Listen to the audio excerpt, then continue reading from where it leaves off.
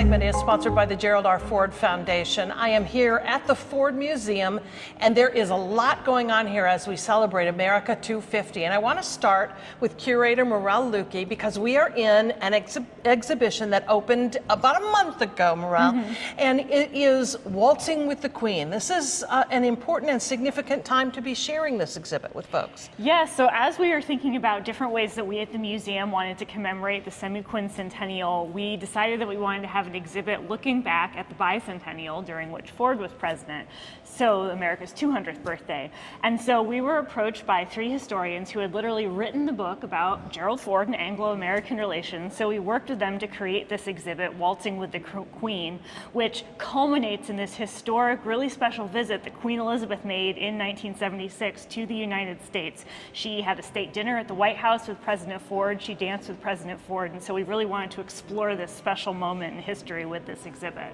One of the highlights for me is the ability to see the actual waltz going on, the gown that Queen Elizabeth wore, and Betty Ford's gown. Yes, exactly. So we have a lot of really neat artifacts in this exhibit, which really let visitors kind of travel back in time and experience this moment in history. So we were really lucky to be able to borrow the actual dress that Queen Elizabeth wore. It's this yellow chiffon gown with sparkling beads all over it. It's beautiful. It's on loan to us from King Charles and the Royal Collection Trust in the UK, so we're really excited to have it.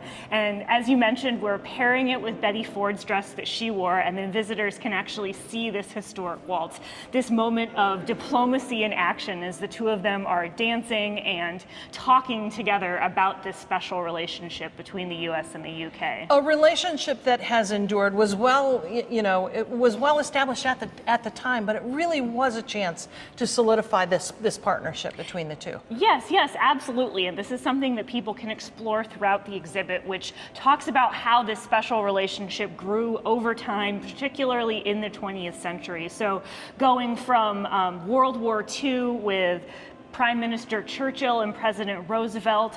People can see some artifacts from the Franklin Delano Roosevelt Library as well. We have some different commemorative Churchill things, as well as from the Eisenhower Library. We have this really neat table that was gifted to President Eisenhower from Queen Elizabeth.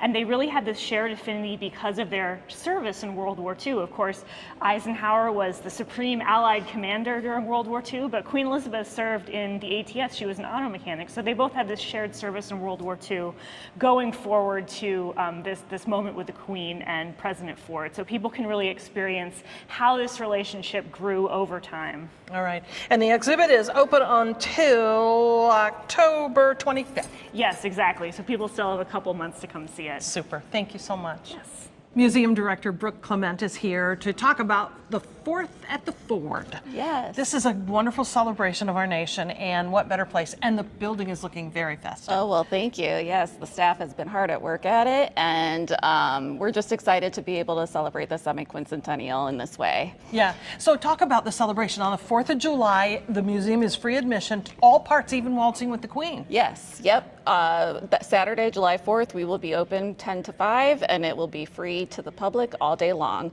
We will have some food trucks on site as well, so we hope you come and stay for a while. And the food trucks won't be free, but everything else is going to be free. Yeah.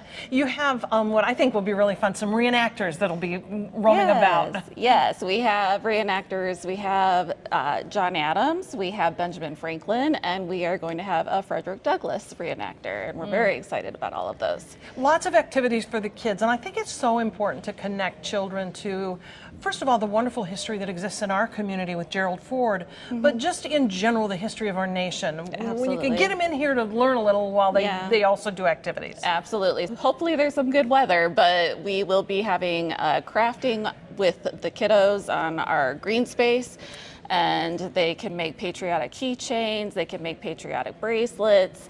We're really excited about being able to give back to the community in that way.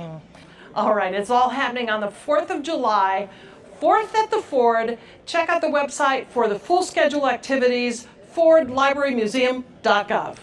Thanks for having us. Thank you.